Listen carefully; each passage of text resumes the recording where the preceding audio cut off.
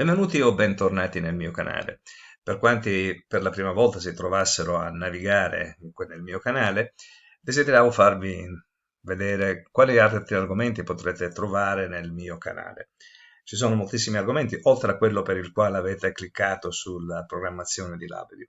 Infatti nel mio canale, ecco questa lista, questo elenco, c'è la programmazione del PLC Siemens, specialmente l'S7 1200, e anche del Siemens Logo. Ci sono parti teoriche e esempi di programmazione di qualsiasi tipo. Abbiamo anche come programmare un touchscreen, un HMI della Siemens, lo studio della pneumatica, dell'elettropneumatica, dell'aerodinamica, non semplicemente come studio teorico, ma anche il disegnare gli schemi e vedere il funzionamento di questi schemi con il software Fluid Sim, la simulazione con questo software. Per quanto riguarda invece lo studio dell'elettrotecnica e dell'elettronica, lo stesso, come sopra, vedremo un po' di parte teorica, realizzare degli schemi e simularli con il software Multisim.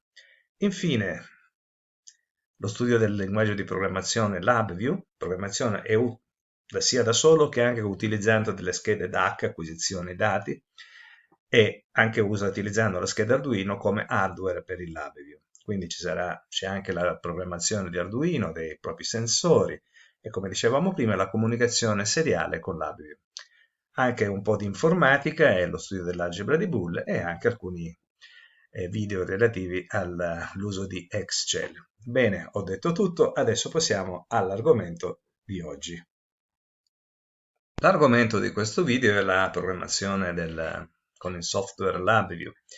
Vedremo 4 semplici esempi di programmazione. Quali sono questi 4 esempi? Vedremo come calcolare la sequenza di Fibonacci, riconoscere se un numero è pari o dispari, come calcolare il minimo comune multiplo, proprio semplice, e la trasformazione da gradi Celsius a gradi Fahrenheit. Semplicissimi esempi, così anche per chi comincia ad utilizzare LabVIEW possa raggiungere l'obiettivo di realizzare questi semplici programmi. Ma passiamo adesso ad alcune informazioni prima di utilizzare il LabVIEW. Sequenza di Fibonacci. Per chi non sapesse cos'è la sequenza di Fibonacci, diciamo che è una successione di numeri interi, solo positivi, dove ogni numero è il risultato della somma dei due numeri precedenti. Fatta eccezione per i primi due numeri, che sono 1 e 1. Quindi 1 e 1 cominciano così. Poi, ovviamente, 1 più 1 da 2, 2 più 1 da 3, 3 più 2 da 5, 5 più 3 da 8 e così via. Questa è la serie di Fibonacci. Come possiamo ottenere la serie di Fibonacci utilizzando LabVIEW? Utilizzeremo una struttura, un ciclo for loop, lo eseguiremo lo stesso ciclo 20, 30, tutte le volte che vogliamo, comunque in questo caso abbiamo indicato che sono 20 volte il calcolo per avere questi valori. Al ciclo aggiungeremo due registri a scorrimento con all'inizio il valore che si trova in questa parte, in questo shift è 0, in questo è 1. Farà la somma dei due, 0 più 1, quindi qua mi troverò 1. Questo è un timer, ogni 20 millisecondi ci sarà un ciclo. I risultati saranno visti su un grafico e anche su una funzione, su una struttura array. Ma vediamo qual è la logica del programma. Ecco, questa è la condizione iniziale. Condizione iniziale, primo ciclo. I due ingressi ricevono 0 e 1 perché provengono da queste due costanti, le somma e qui c'ho 1. Successivamente, essendo questo è il secondo passo, il risultato 1 me lo ritrovo qua e qui mi ritrovo ancora l'1 e quindi avrò 1 più 1, 2. Al passo successivo mi troverò è indipendente questo computer, avrò qui il 2, ma l'1 che mi trovava in prima posizione viene shiftato verso il basso e quindi avrò 1. 2 più 1 fa 3. In questo passo successivo avrò il 3, l'uscita del 3 me lo ritroverò qui, eccolo qua, invece il 2 viene shiftato e va sotto e avrò 5. Ovviamente il prossimo passo successivo sarà 5 e qui mi troverò il 3 e così via fino a quando ad ottenere i 20 volte i 20 risultati di questo calcolo. Bene, per quanto riguarda la parte introduttiva ho finito, non parlo degli altri software, degli altri programmini, questo mi interessava farlo vedere così per vedere il funzionamento dello Shift Register. Adesso passiamo all'AppView per la realizzazione dei 4 programmini. Ed eccomi nell'ambiente di programmazione, l'AppView con le mie 2 finestre, perché è la prima volta che vede l'AppView si lavora su 2 finestre, una è il pannello frontale dove andiamo a costruire un pannello virtuale e il diagramma a blocchi invece dove costruiremo la nostra logica di programma. Bene, dicevamo, il primo è quello di Fibonacci, quindi per adesso faccio così, allargo completamente questa finestra e vado a prendere i componenti. Su struttura vado a prendere il mio for loop. Lo allargo così, in modo che riusciamo a vederlo meglio. Adesso devo collegare la n, che sarebbe il numero dei conteggi, cioè quante volte deve seguire il programma al suo interno. Posso farlo o andando a prendere una costante numerica, scriverlo, ho scritto proprio niente, 20, e poi collegarla. Questo è il metodo classico. Poi c'è il metodo Chardonnay, che invece lo facciamo fare direttamente dove gli diciamo tasto destro, crea una costante e così va bene. La I, per chi conosce già l'AppView, sono il numero delle iterazioni, cioè qui avrò il risultato quante volte il ciclo è stato eseguito. Ovviamente parte da 0 e poi arriverà 20 volte, arriverà al 19esimo, perché per 0 e lo conta, quindi 0, 20 volte da 0 a 19, ma questo per adesso non è importante alla fine di questo programma. Cos'altro mi serve? Mi servono, abbiamo detto, i 2 shift register. Devo cliccare sul bordo e dirgli aggiungi shift register.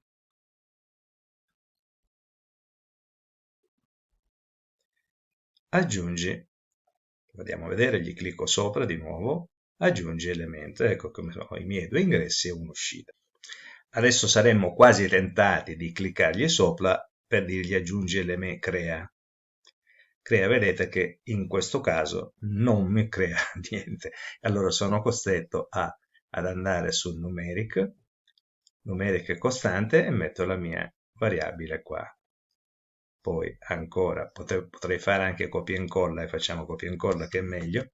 CTRL C, CTRL V, ovviamente mi dà lo 0 e non l'1, ma glielo scrivo sopra io. Ed ecco qua e collego i miei due ingressi. Adesso mi serve un'operazione matematica, numerica, dove sei? Numeric, ma per i fatti suoi sto numeric, somma, eccolo qua. Volevo capire perché la mia somma che collego alla mia uscita, la mia somma che cosa deve sommarmi? Ovviamente il valore del primo elemento dello shift e il valore del secondo elemento dello shift. Mi servirà anche un timer in modo da temporizzare, cioè la cadenza del calcolo, e posso fare, eccolo qua, lo trovo sui timing, prendo questo wait in millisecondi e cliccandogli sul lato sinistro crea una costante, metto il tempo, io avevo usato 20 millisecondi, ma possiamo usare anche 50 millisecondi, non c'è nessun problema. Sposto un attimo il tutto perché voglio creare un po' di spazio sulla parte destra. Bene, adesso è il momento di visualizzare i nostri risultati. Da dove vado a prendere i miei risultati? Potremmo pensare di prendere sia da questa parte o da questa parte. La migliore scelta è quella di prenderli qua, ma vediamo innanzitutto cosa succede. Li prendo da qua, li porto in uscita, attraverso questo tunnel avrò tutti e quanti i miei valori. Vado a vedere le proprietà del tunnel, tanto per vederlo. Tunnel mode può essere, mi fa vedere solo l'ultimo valore concatenati o l'indicizzazione, cioè l'array, lo lascio lì. Se vado a cliccargli sopra e dirgli crea un indicatore, che è l'indicatore è quello che mi fa vedere i risultati, mentre il controllo è quello che è l'input, questo è l'output. Ok, mi ritrovo questo qua, vado a vedere dove si trova affiancando le finestre. Eccolo qua, ho il mio array. Posso anche cambiargli il nome dicendo che questo qui è il mio array 1. Ok, in questo caso però vedo un solo risultato. Siccome i risultati sono 20, mi avvicino all'angolo in basso e vado a fare così, credo che siano più di 20. A questo punto, se lancio il mio programma, eccolo qua i miei risultati. Sono stato super bravo, nel senso che sono proprio 20, perché se vado a prenderne un altro, vedete, il 21esimo non me lo fa vedere. Rilancio il tutto. Eccolo qua. Questi sono i risultati. Cosa succede se invece voglio ottenere i miei risultati non prendendoli dall'uscita della somma, ma prendendoli da questo punto? Vediamo perché è più corretto prenderli da questa parte e non prima della somma. Anche qui vado a creare un indicatore. Ecco, questo qui faccio di tutto per non prenderlo. Ecco, lo metto qua e vado a portarlo fino allo stesso punto. Cosa succede se lo mando in esecuzione?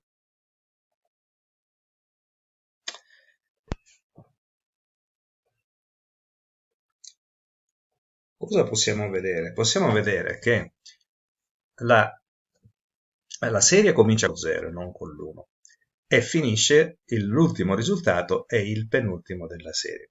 Ok, nella serie di Fibonacci non consideriamo lo 0, ma cominciamo dall'1, quindi è più corretto prenderlo da questo punto e non da quest'altro punto. Bene,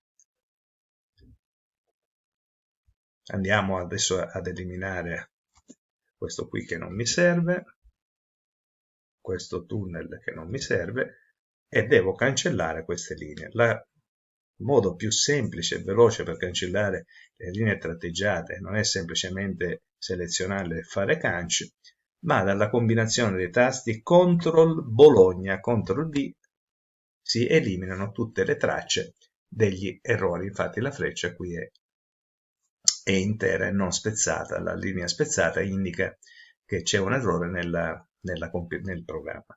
Abbiamo quindi il nostro array. Adesso ci manca il grafico. Faccio un attimo così, allargo, vado a prendere un grafico, graph, prendo un waveform graph, do anche un po' di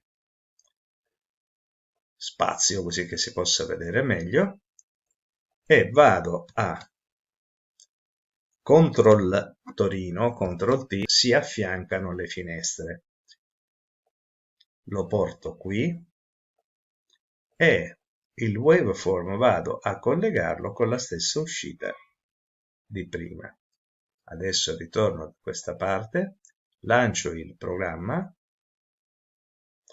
ed ecco la mia serie di Fibonacci.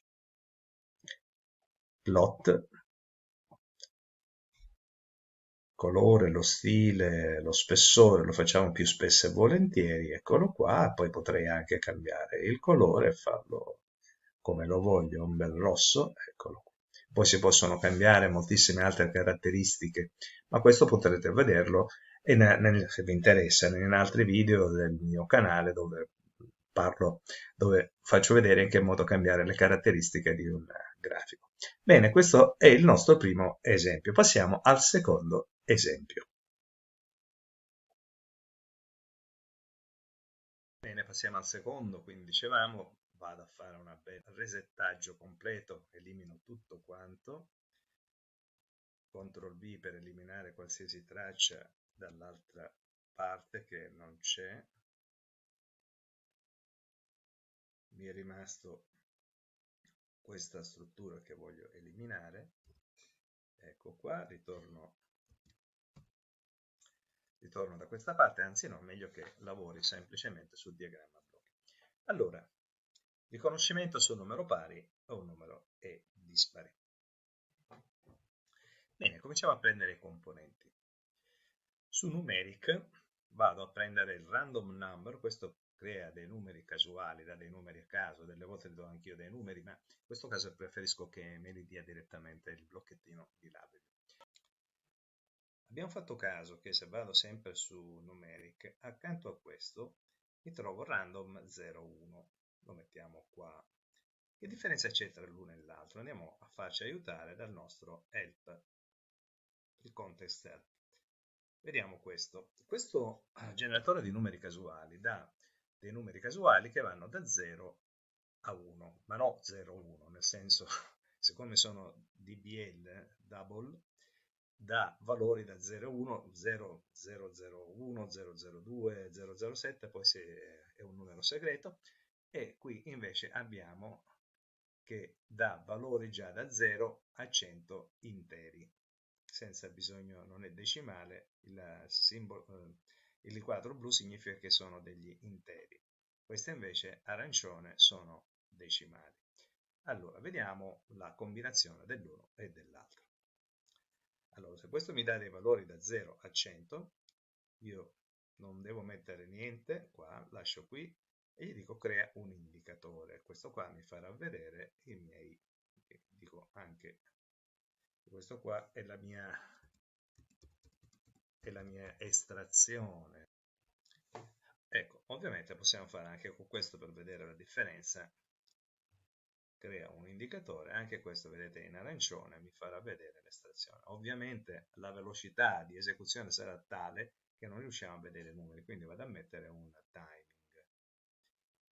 timing wait, ecco faccio così,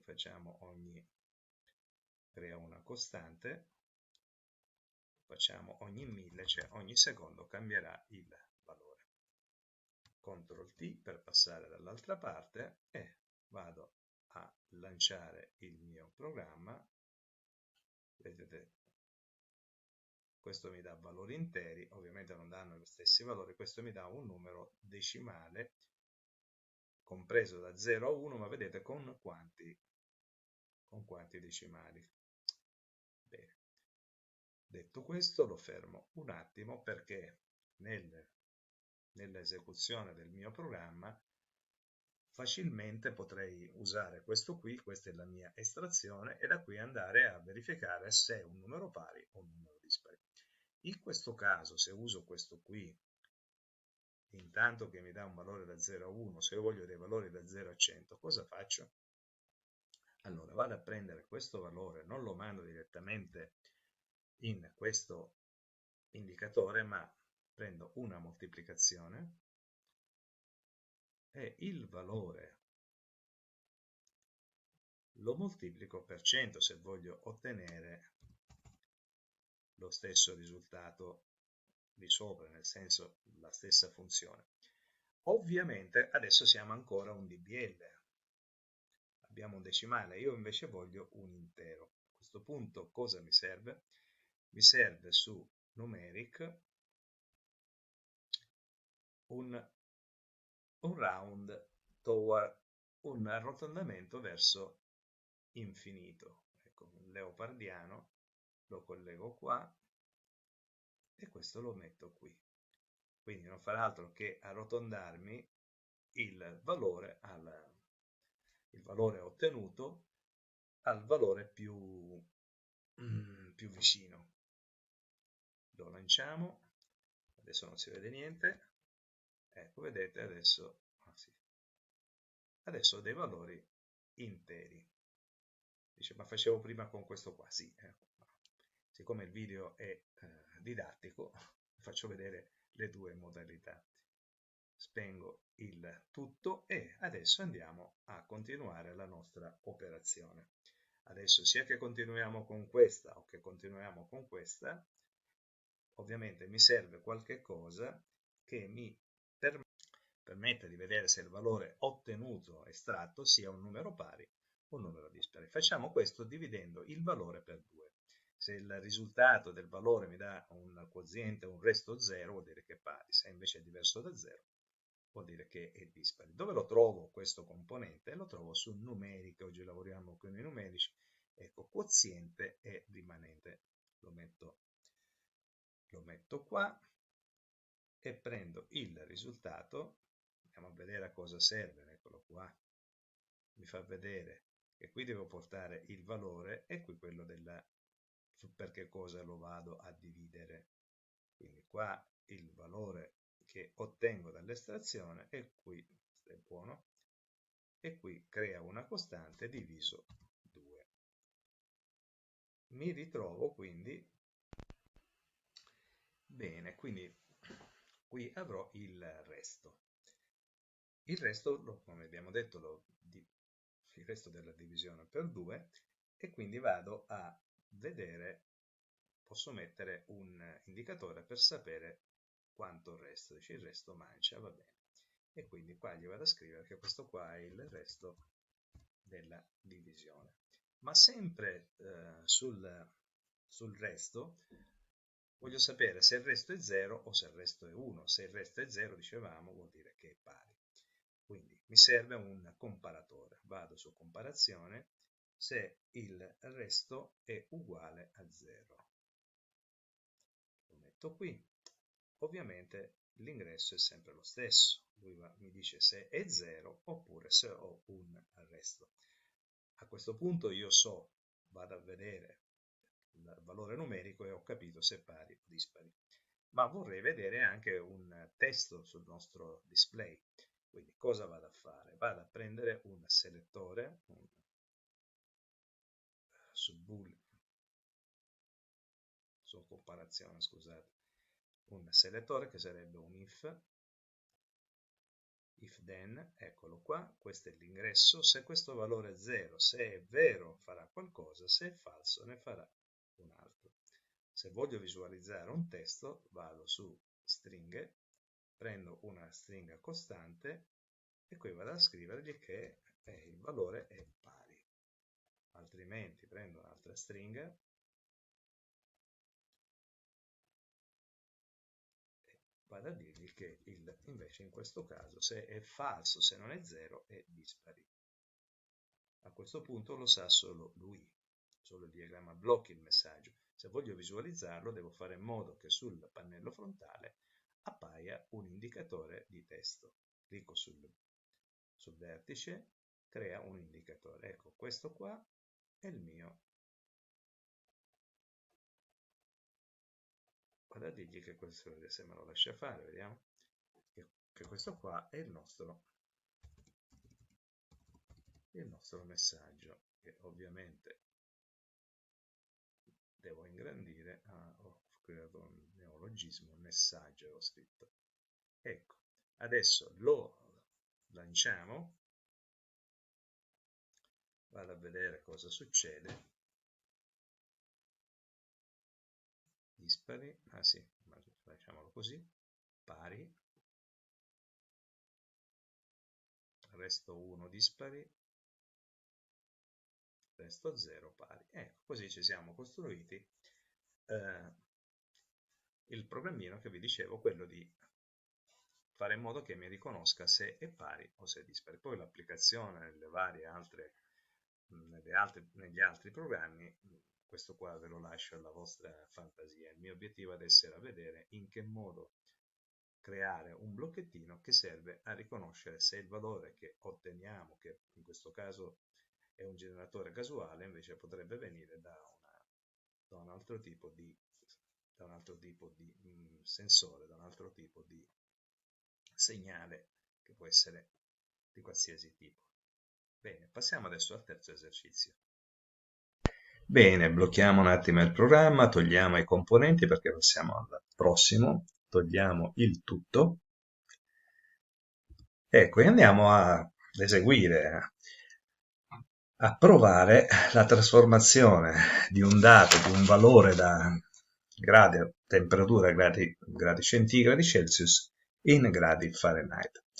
facciamo così, vado a prendere dai numeric un vertical slide, potrei fare anche con il pointer, ma ok, facciamo col pointer, lo allarghiamo, facciamo, vedete che ok, come utilizzare lo slider e facciamo in modo che arrivi da 0, cambiamo la scala da 0 a 120 gradi.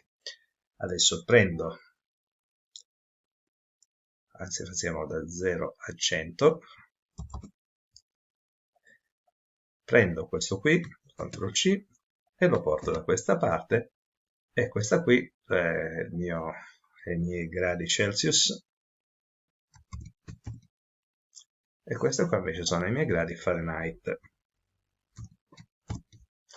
Allora, siccome sappiamo che quando la temperatura è 100 gradi in centigradi, abbiamo una temperatura 225 in Fahrenheit. Quindi qua vado a portare a cliccare di sopra 225 gradi Fahrenheit, ed ecco che mi ritrovo qua i miei due indicatori, i miei due controlli. Quello che devo fare è adesso fare in modo, applicando la nostra formuletta, per ottenere il valore in gradi Fahrenheit. Facciamo così. Potrei utilizzare direttamente i miei blocchetti numerici, ma preferisco farvi vedere la formula node. Strutture, formula node, dove sei? Eccola qua, formula node, la porto qua, questi li sposto più in qua. La formula node qua all'interno devo scrivere semplicemente la formula senza portare dei blocchetti. Ovviamente la formula fa riferimento agli input e alle uscite. Cosa quindi devo andare ad aggiungere? Clic col tasto destro sul bordo, aggiungi un input e gli dico che questi sono i miei gradi C centigradi. Aggiungo un altro input. Questi sono i miei gradi Fahrenheit e, scusate, mi sono lasciato prendere dall'entusiasmo, perché se qua metto i gradi Fahrenheit non è che ottengo tanto da centigradi in Fahrenheit, solo che adesso questo qui io l'ho CTRL T, l'ho copiato come se fosse un indicatore, cioè questo serve ad introdurre dati e anche questo, ma io voglio che invece all'introduzione di questo valore questo qua mi dia il risultato in Fahrenheit. Quindi non può essere più un controllo, ma deve essere un display. E quindi in questo caso cambialo in indicatore. Eccolo qua. Adesso da questa parte vedremo che è indicatore, perché mentre i controlli hanno un bordo spesso, per significare che sono proprio coloro che introducono i dati e vado a collegarlo qui, vedete che questo invece è il bordo meno spesso. Qui vado quindi a mettere, aggiungi un'uscita, e questi sono i miei gradi Fahrenheit, e da questo lo collego qui. Vedete anche la freccia, significa che questo sta emettendo dei valori, questo sta ricevendo dei valori. Ok. Fatto questo, adesso qua dentro non devo fare altro che scrivere la mia formula di trasformazione dei gradi centigradi in gradi Fahrenheit. Quindi vado a scrivere Fahrenheit uguale, metto anche una bella parentesi, come diceva Totò, una parente, metto i gradi Celsius. Importante ricordarsi che la formula va scritta come se fosse in linguaggio C e che bisogna usare le stesse lettere che usiamo negli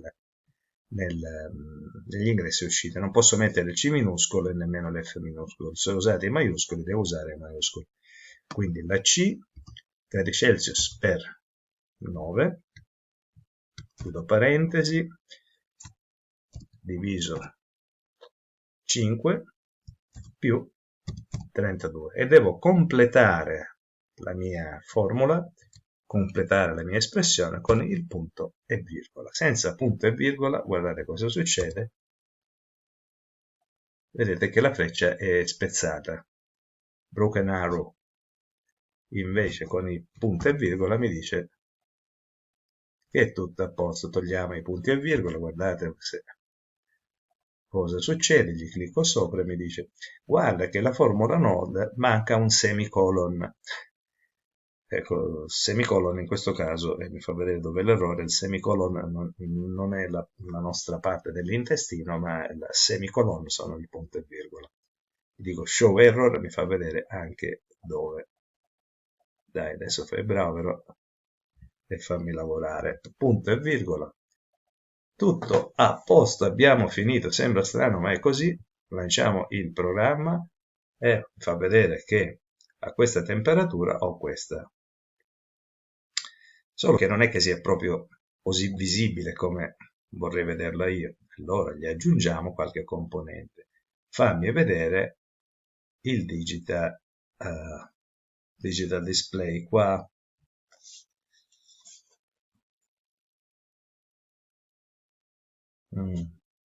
Ok, digital display, e anche qua visible item, digital display, lanciamo il programma.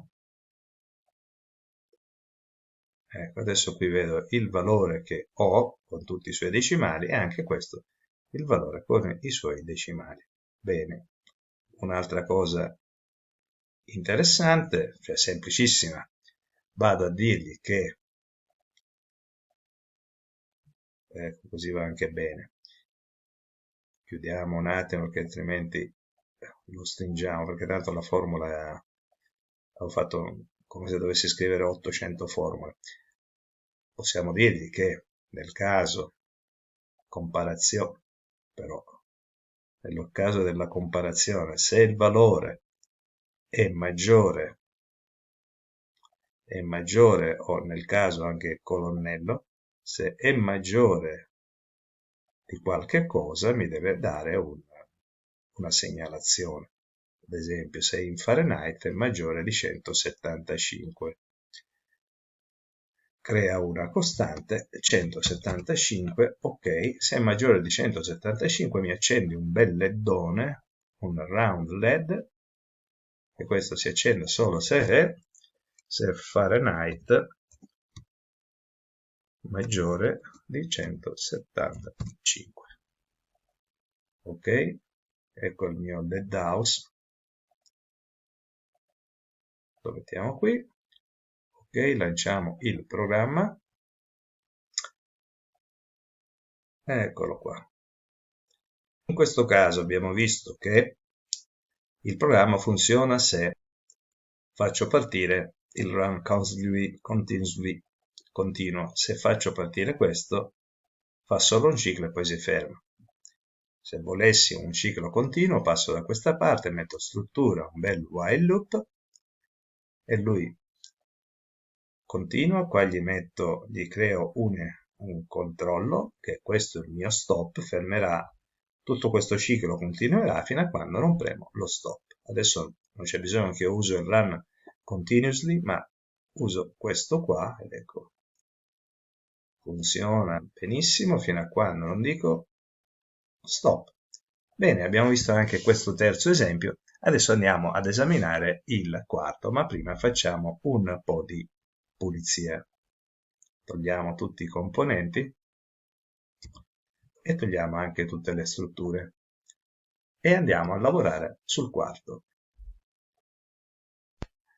Anzi, considerando che il video mi sono accorto che è già abbastanza lungo, il quarto esempio, quello relativo al calcolo del minimo comune multiplo, mi dispiace dirvi che lo vedremo in un prossimo video, magari insieme a qualche altro esempio. Mi dispiace ancora, vi ringrazio per la visione del video, spero che vi sia piaciuto, se vi sia piaciuto fatemelo sapere con un like o anche con un messaggio. Bene, quindi buona continuazione, iscrivetevi al mio canale perché potete trovare moltissimi altri argomenti e arrivederci al prossimo video, bye!